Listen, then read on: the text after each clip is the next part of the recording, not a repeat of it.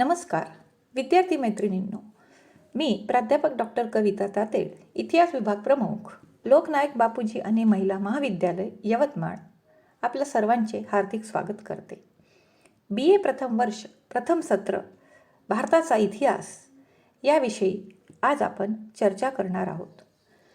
या अभ्यासक्रमामध्ये प्राचीन भारतीय इतिहासातील सुवर्णयुग, गुप्त साम्राज्य किंवा गुप्त युग या अनुषंगाने काही मुद्दे मी आपल्यासमोर मांडणार आहे. इसवी सन 3रे शतक ते इसवी सन 6वे शतक या कालखंडात गुप्त शासकांनी भारतात बलशाली विशाल साम्राज्य निर्माण करून विदेशी आक्रमणांपासून गुप्त साम्राज्य सुरक्षित केले. त्यामुळे भारतात राजकीय एकीकरण घडून आले आणि आर्थिक समृद्धता निर्माण झाली. गुप्त शासकांच्या उदारमतवादी शासकीय धोरणाबरोबर कला, साहित्य, सांस्कृतिक प्रगतीला चालना देण्याच्या शासकांच्या प्रवृत्तीमुळे देशात सर्व क्षेत्रात चौफेर प्रगती झाली आणि या प्रगतीच्या अनुषंगाने गुप्त साम्राज्याच्या कालखंडाला सुवर्णयुग असे नाव मिळाले. विद्यार्थी मैत्रिणींनो, सुवर्णयुग म्हणजे असे युग की ज्यामध्ये सोन्याप्रमाणे तेजस्वी अशा प्रकारचे परिवर्तन होते आणि हे परिवर्तन सर्वव्यापी असते. राजकीय एकीकरण, सामाजिक सहिष्णुता, आर्थिक समृद्धता, कला व सांस्कृतिक प्रगती या सर्व क्षेत्रात गुप्त शासकांनी प्रगतीचा परमोच्च शिखर गाठलेला आपल्याला दिसून येतो. आणि हे सुवर्णयुग कसे निर्माण झाले हे बघण्यासाठी गुप्तकालीन प्रशासनाची, गुप्तकालीन राजकीय जीवनाची थोडक्यात माहिती घेणे क्रमप्राप्त ठरते. चंद्रगुप्त प्रथम याला गुप्त साम्राज्याचा वास्तविक संस्थापक मानतात. गुप्त राजा घटोत्कच याचा चंद्रगुप्त प्रथम हा मुलगा होता. त्याने साम्राज्य विस्तार करताना नवीन गुप्त संवंत सुरू केले आणि साम्राज्याच्या विस्तारासाठी अनेक राज्यांशी वैवाहिक व मैत्रीपूर्ण संबंध निर्माण करून राज्याला सुरक्षितता मिळवून दिली.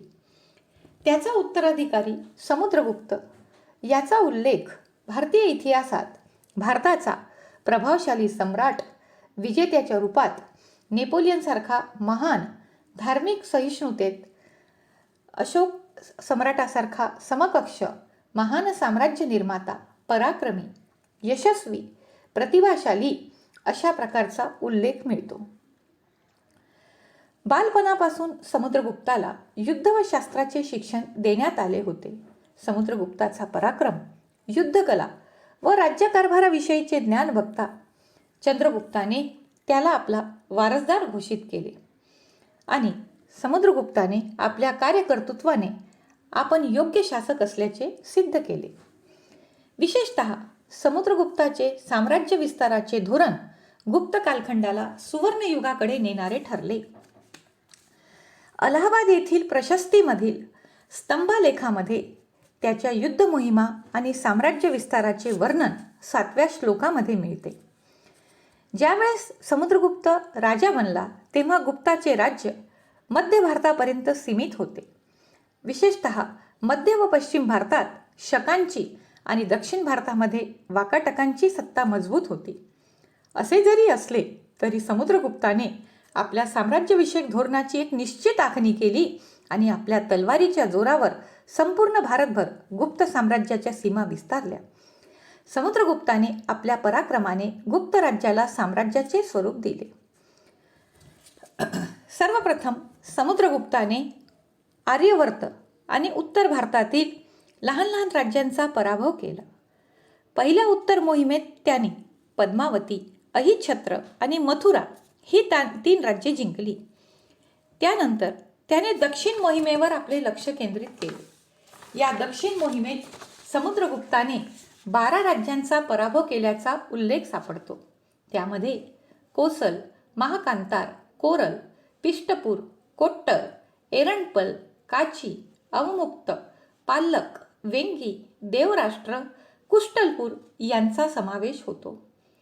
अलाहाबाद प्रशस्तीनुसार या 12 राज्यांना समुद्रगुप्ताने पराजित जरी केले तरी त्यांच्यासाठी मात्र त्याने 3 प्रकारचे धोरण राबवले. पहिलं, ग्रहण म्हणजे शत्रूंवर अधिकार मिळवणे. दुसरे, मोक्ष अधिकार मिळवून शत्रूला मुक्त करणे.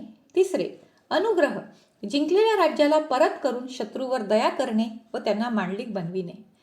आता हे 3 धोरण स्वीकारण्याचं कारण काय? कारण दक्षिणेतील ही 12 राज्ये पराभूत झाल्यानंतर इतर राज्यांनी सुद्धा स्वतःहून समुद्रगुप्ताचे वर्चस्व मान्य केले. पण त्यांना पूर्णपणे आपल्या साम्राज्यात विलीन न करता त्यांच्याकडून दान, नजराना आणि खंडणी घेऊन त्यांना अंतर्गत स्वतंत्रता दिली.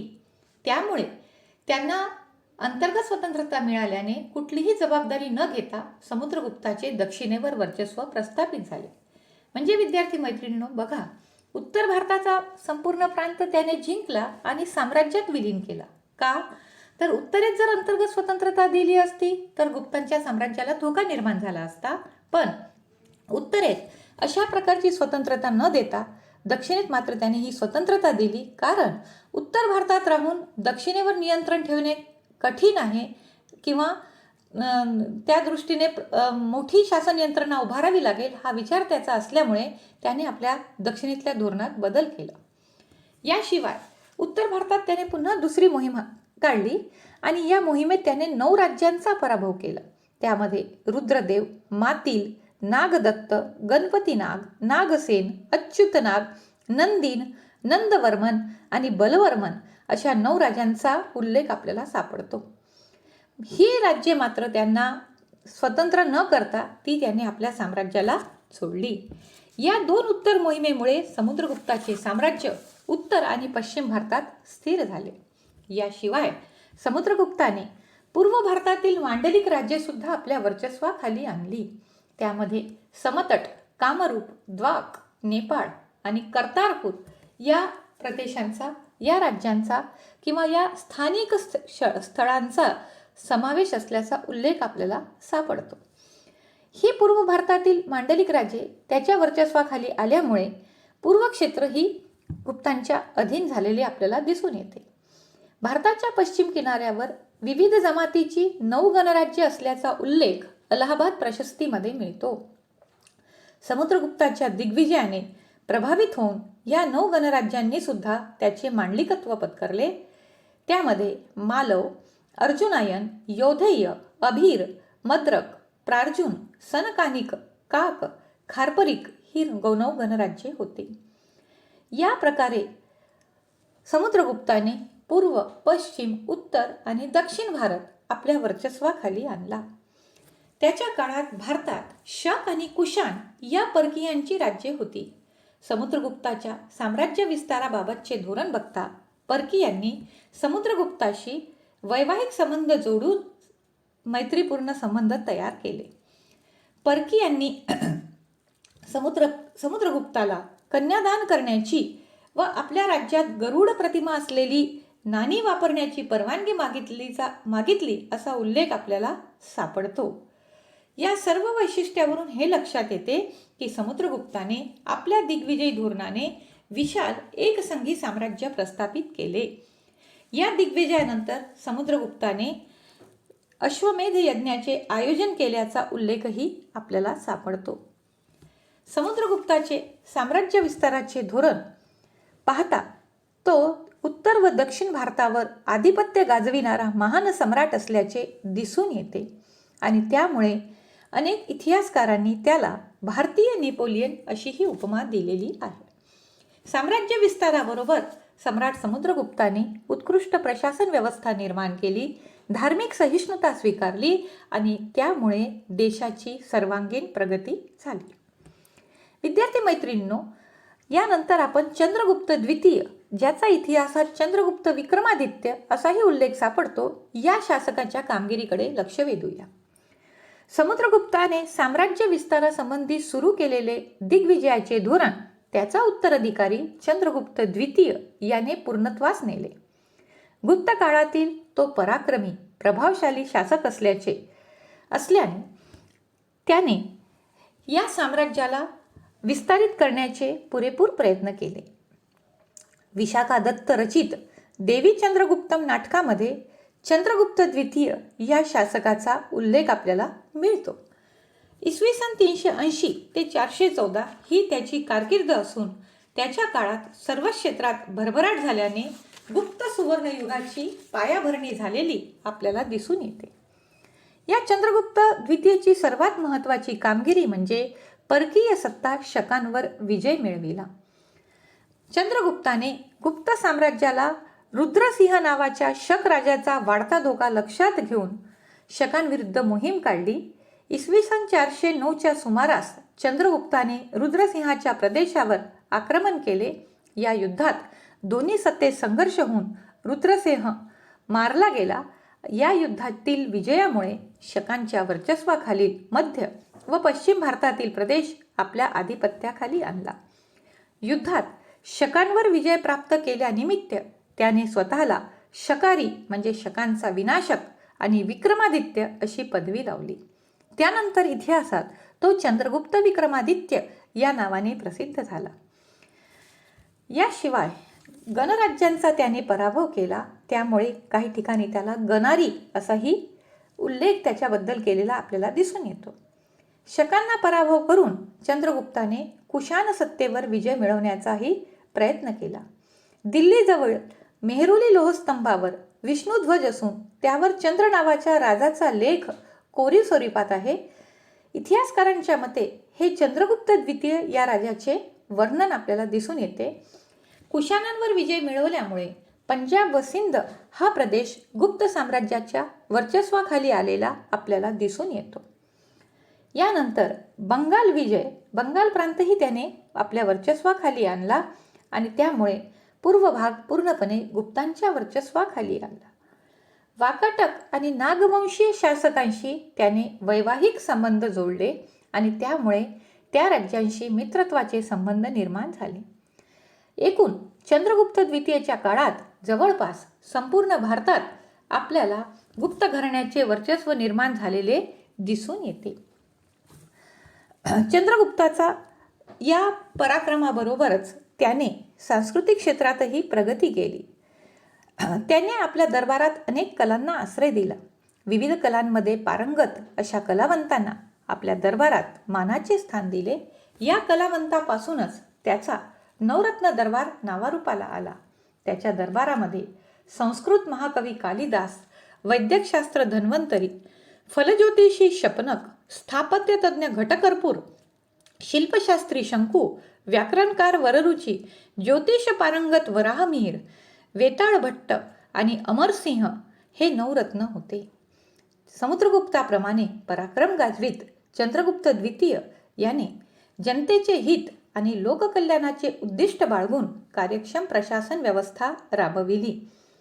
त्याच्या काळात व्यापार, उद्योग, शेती यांची प्रगती झाली आणि त्यामुळे एकंदरीत राजकीय स्थैर्य, शांतता, सुखी सामाजिक जीवन, आर्थिक समृद्धी यामुळे चंद्रगुप्त द्वितीयची काळ म्हणजे गुप्त काळाचे स्वर्णयुग होते असं आपल्याला म्हणता येईल.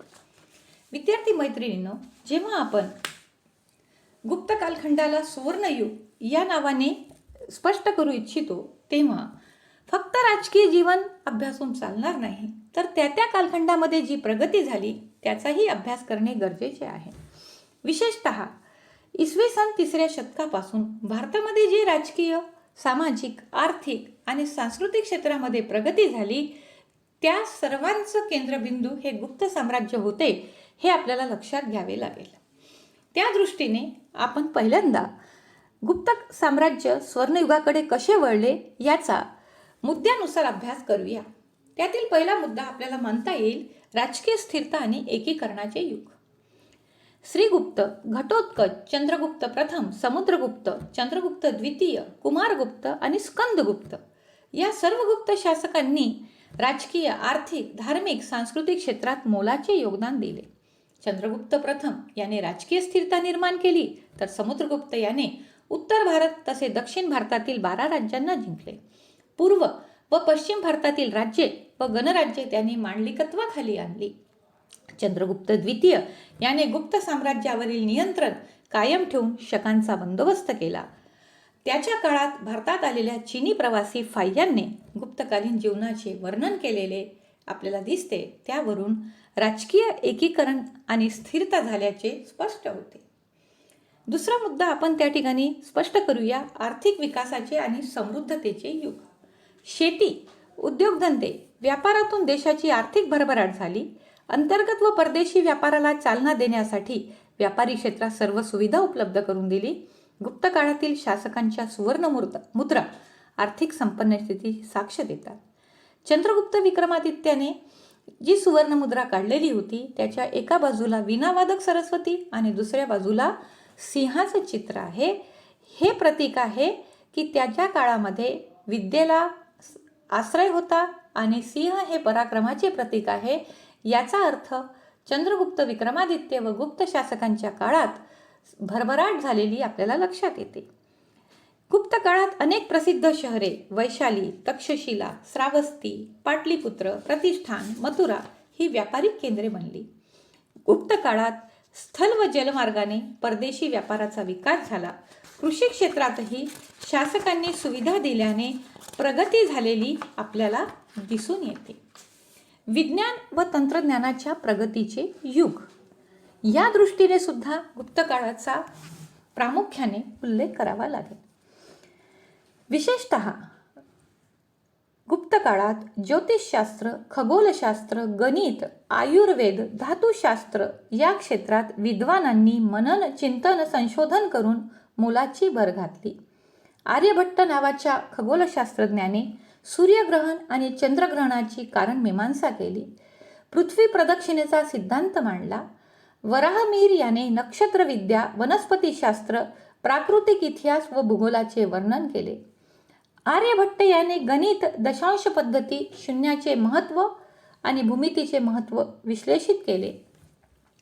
आयुर्वेदशास्त्र यामध्ये धन्वंतरी, चरक, सुश्रुत, नागार्जुन, वाघभट्ट यांनी मोलाची भर घातली. तर धातुशास्त्रामध्ये विविध धातूच्या कलात्मक मुद्रा निर्माण झाल्या.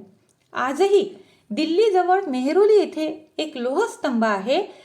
तो लोहस्तंभ कोणत्याही प्रकारच्या रासायनिक प्रक्रियेतून बनवलेला नसूनही तो न गंजलेल्या अवस्थेत आपल्याला दिसून येतो. यावरून हे सिद्ध होते की गुप्त काळामध्ये विज्ञान व तंत्रज्ञानाची भरभराट झाली असावी. गुप्त कालखंडाचं आणखी एक सुवर्णयुगाचं वैशिष्ट्य स्थापत्य कलेच्या विकासाचे युग.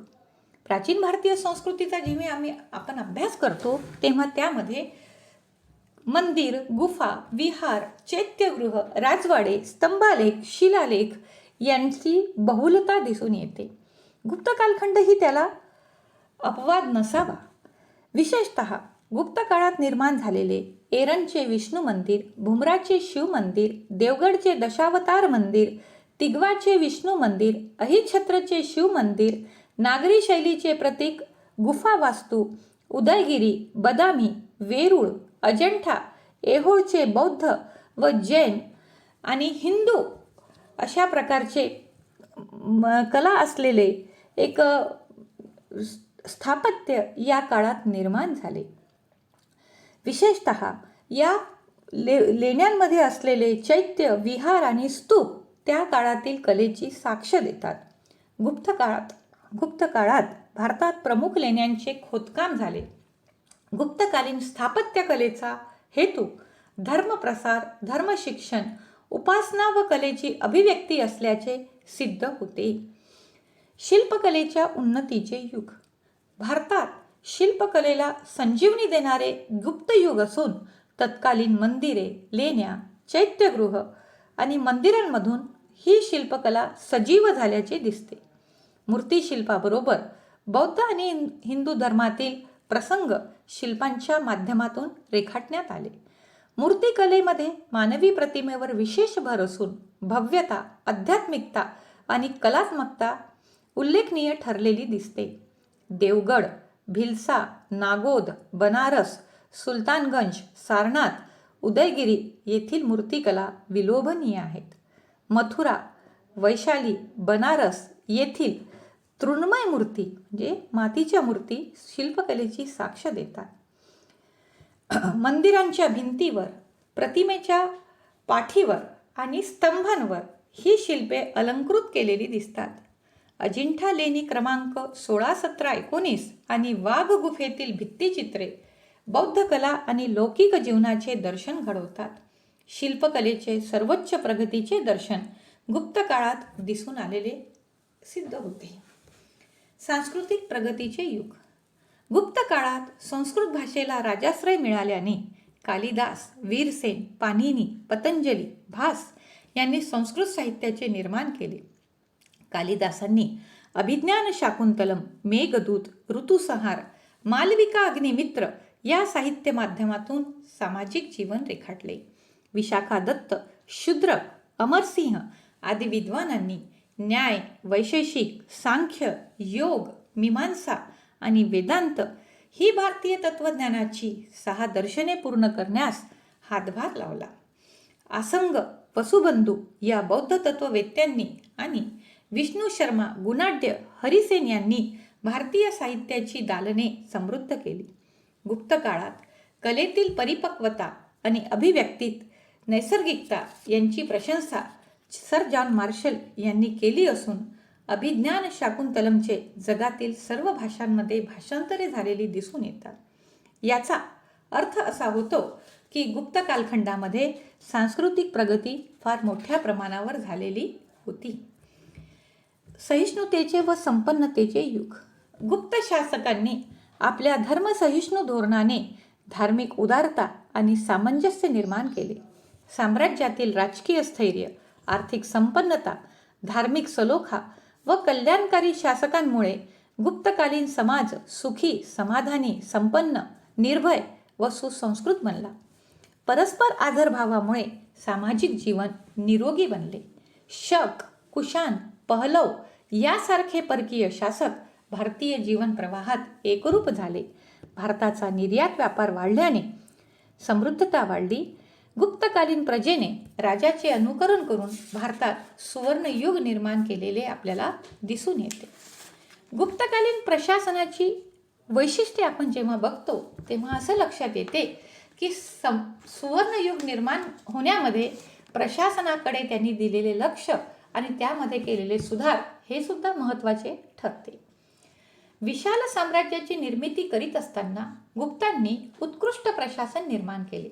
त्यांच्या प्रशासन व्यवस्थेवर मौर्य, सातवाहन, शुंग, कुशाण शासन व्यवस्थेचा प्रभाव जाणवतो. जिंकलेली राज्ये, गणराज्ये, सामंतीय राज्ये, अधीनस्थ राज्ये आणि सीमावर्ती राज्ये यांचा गुप्त साम्राज्यात समावेश असून त्यांनी सत्तेच्या विकेंद्रीकरणाला चालना दिली.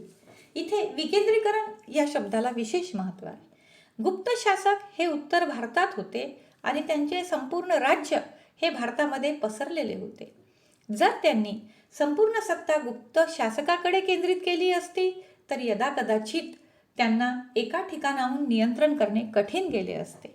आणि म्हणून आपण बघतो की समुद्रगुप्ताने दक्षिण भारतातल्या राज्यांना जिंकले आणि त्यांना अंतर्गत स्वतंत्रता दिली, पण उत्तर भारतातील राज्यांना आणि सीमावर्ती राज्यांना त्याने स्वतंत्र केले नाही. म्हणजे याचा अर्थ असा होतो की सत्तेचे विकेंद्रीकरण करताना आपल्या साम्राज्याला कुठेही धक्का पोहोचणार नाही याचा पुरेपूर अंदाज घेऊन त्यांनी हे साम्राज्य विस्तार आणि प्रशासन निर्माण केले. राजा कितीही पराक्रमी असला त्याच्या पराक्रमाबरोबर त्याला उत्कृष्ट प्रशासनाची जोड असावी लागते. कारण प्रशासन स्थिर असेल तर जनतेचं समर्थन लाभते आणि जनतेचे सहकार्य लाभले तर राज्याची भरभराट होते. आणि नेमके गुप्त कालखंडामध्ये ही बाब आपल्याला प्रामुख्याने स्पष्ट होते की त्यांचं प्रशासन हे नियोजनबद्ध होतं. विशेषतः त्यांच्या कालखंडामध्ये केंद्रीय प्रशासनामध्ये राजा आणि मंत्री परिषद यांना अत्यंत महत्त्वाचे स्थान होते. राजा म्हणजे सम्राट हा राज्याचा आधारस्तंभ मानला जात असे. तो साम्राज्याचा सर्वोच्च प्रमुख होता. प्रशासनाचा, न्यायव्यवस्थेचा, कार्यकारी मंडळाचा म्हणजे कायदे बनवण्याचा आणि कायद्याची पालन करून घेण्याचा तो प्रमुख घटक होता. आणि त्याची इच्छा ही अंतिम, त्याचे निर्णय हे अंतिम मानले जात असे. मात्र त्याला प्रशासनात मदत करण्यासाठी विविध विभागाचे अधिकारी मंत्री परिषद म्हणून कार्य करीत असे.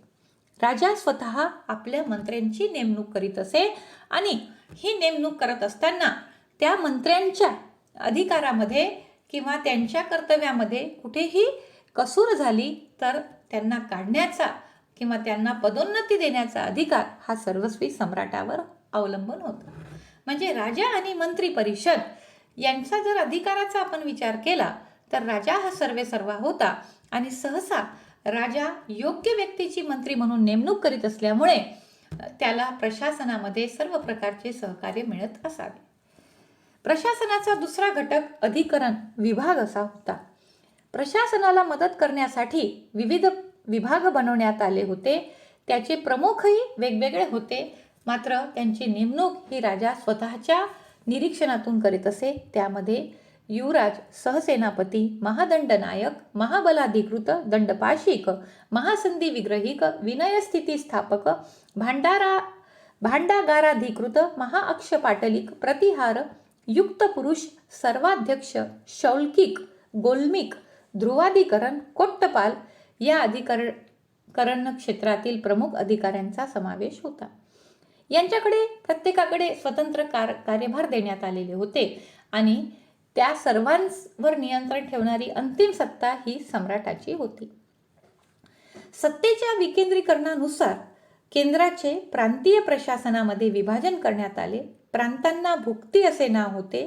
त्याचा प्रमुख उपरीक होता. प्रांताचे विषयमध्ये विभाजन करण्यात आले. त्याचा प्रमुख विषयपती, शहराचा प्रमुख नगरपाल आणि अंतिम घटक ग्राम, त्याचा प्रमुख ग्रामजन किंवा पदग्रामिक, ग्रामजनपद किंवा ग्रामिक असा होता. गुप्त शासकांनी प्रांतीय प्रशासनामध्ये विशेष बदल केला नाही. केंद्राप्रमाणे प्रांतातही स्वतंत्र अधिकारी नेमले आणि विकेंद्रीकरणाचे तत्व स्वीकारले. इथे ही एक बाब महत्त्वाची आपल्याला समजून घेता येईल की प्रांतीय प्रशासनामध्ये त्यांनी हस्तक्षेप न केल्यामुळे केंद्र आणि प्रांत यांच्यात कधीही संघर्ष उद्भवलेला दिसत नाही. केंद्राने काढलेले आदेश प्रांताने पाळायचे, प्रांताला एक प्रकारे अंतर्गत स्वातंत्र्य द्यायचे. मात्र प्रांतामध्ये जर बंडाळी किंवा विद्रोह झाला तर केंद्राने ते नियंत्रणात आणायची, असा एक व्यवहार इथे चालत असलेला आपल्याला दिसून येतो. त्यानंतर महत्त्वाचं जे खातं होतं ते म्हणजे लष्कर आणि संरक्षण व्यवस्था.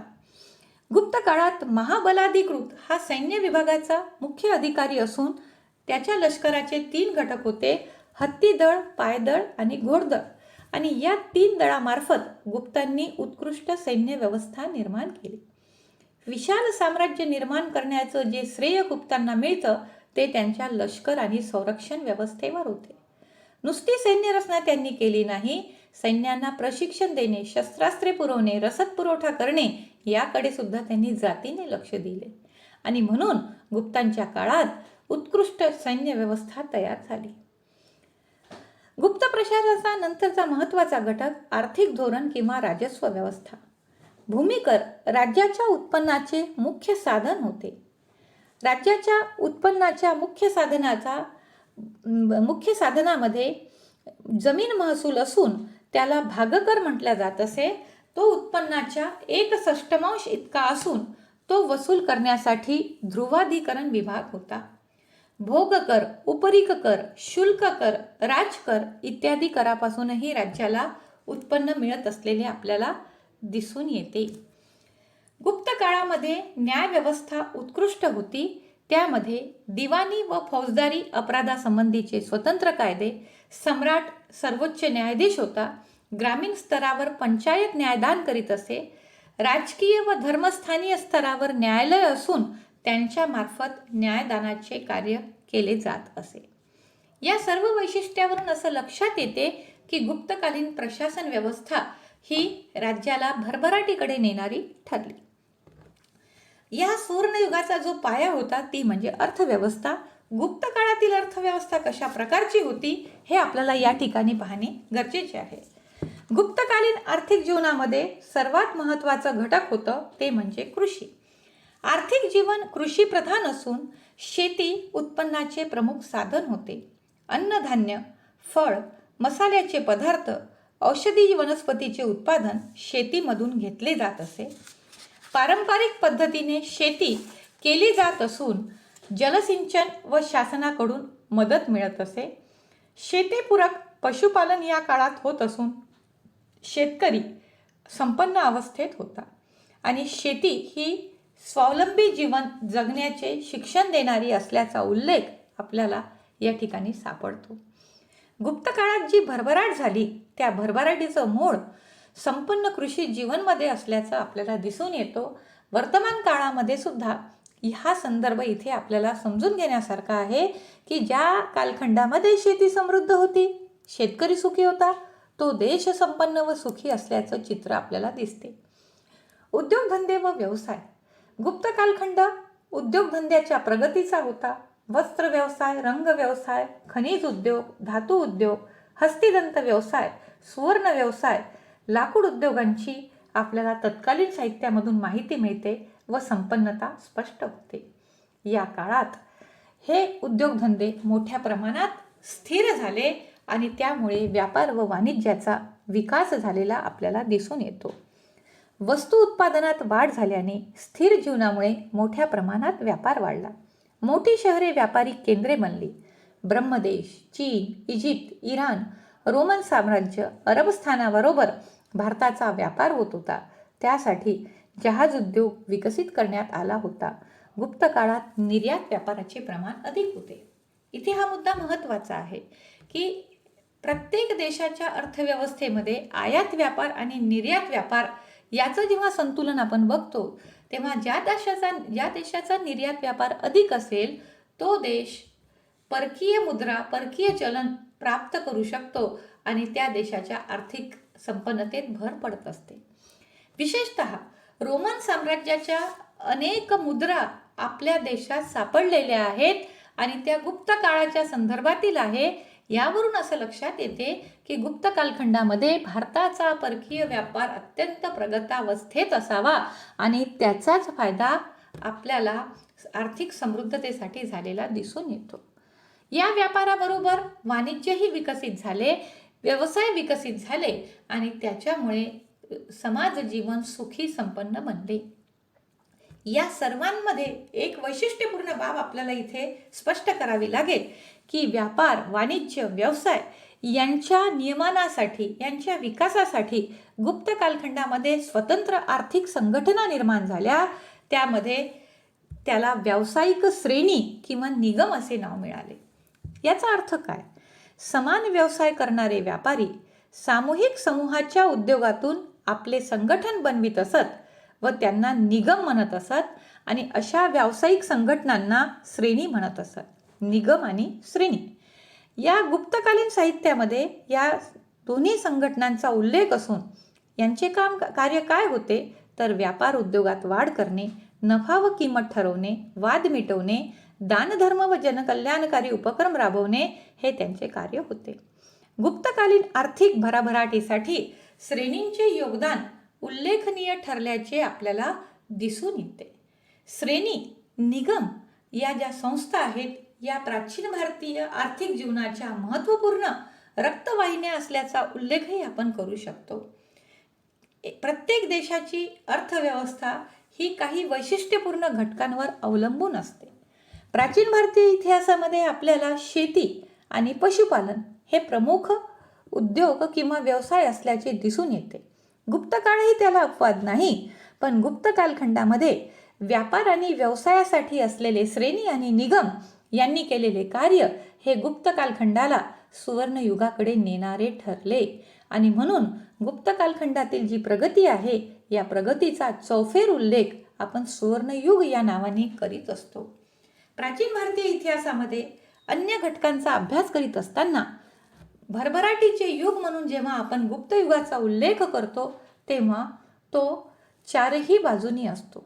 अर्थात राजकीय एकीकरण, आर्थिक समृद्धता, धार्मिक सहिष्णुता आणि सामाजिक आणि सांस्कृतिक प्रगती असा त्याचा अर्थ आपल्याला करता येईल. त्या कालखंडामध्ये सामाजिक जीवनामध्ये काही विशेष बदल झाले नसतील, जी काही परंपरा सुरू असेल ती परंपरा कायम ठेवल्या गेली असेल तरी अन्य घटकांचा जो विकास झाला त्यामुळे गुप्त कालखंड हा इतिहासामधला प्रगतीचा कालखंड मानला गेला. या दृष्टीने आपण या व्हिडिओच्या माध्यमातून गुप्त कालखंडाला सुवर्णयुग का म्हटल्या जाते याचा अभ्यास आपण या ठिकाणी करण्याचा प्रयत्न केलेला आहे. सामान्यतः या टॉपिकवर एक 16 मार्काचा प्रश्न आपल्याला विचारला जाऊ शकतो. गुप्त कालखंडाला प्राचीन भारतीय इतिहासाचे स्वर्णयुग का म्हणतात?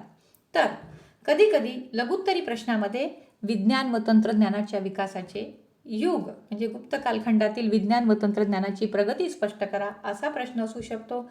सांस्कृतिक प्रगती स्पष्ट करा असा प्रश्न असू शकतो. त्या दृष्टीने हे सर्व मुद्दे त्यामध्ये समाविष्ट करण्यात आलेले आहे.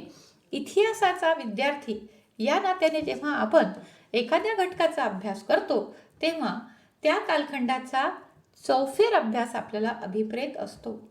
आपण जेव्हा समुद्रगुप्त किंवा चंद्रगुप्त विक्रमादित्य यांच्या राजकीय कामगिरीचा अभ्यास करतो तेव्हा आपल्याला हे लक्षात घ्यायला पाहिजे की त्यांनी जसं साम्राज्य विस्तार केला त्याचप्रमाणे त्यांनी केलेली प्रशासकीय कामगिरी सुद्धा महत्त्वाची आहे. आणि म्हणून हे सर्व मुद्दे एकत्र करून मी आपल्यासमोर प्रथम सत्रातला प्राचीन भारतीय इतिहासातील सुवर्णयुग हा मुद्दा स्पष्ट करण्याचा प्रयत्न केलेला आहे. या मुद्द्याच्या अनुषंगाने आपण 16 मार्कासाठी दीर्घोत्तरी प्रश्नांची तयारी चांगल्या पद्धतीने करू शकाल असा विश्वास मी व्यक्त करते आणि आपली रजा घेते. धन्यवाद.